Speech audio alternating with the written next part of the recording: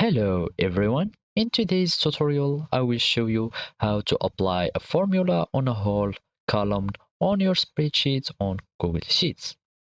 Here in my example, I have this random table and I will apply a formula, for example, on the whole uh, column of the price.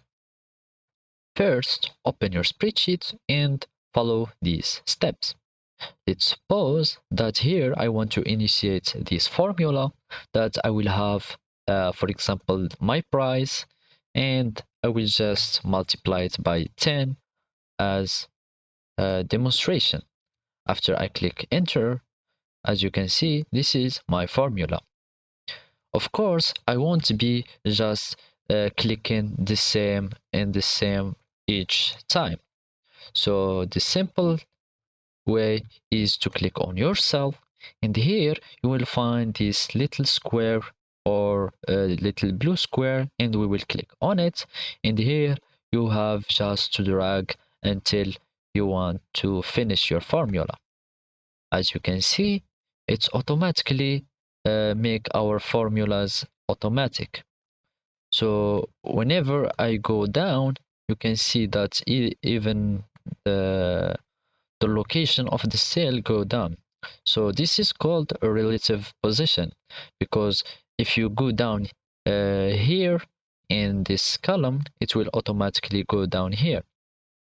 So each time that we go down, so it is E7 and this is E8, and it will go with the G8 and the G7. Here we have 0 because there is nothing here in this cells, so 0 multiplied by 10, it will be a 0. Let's suppose that there was here an addition. Of course, it will become a 10.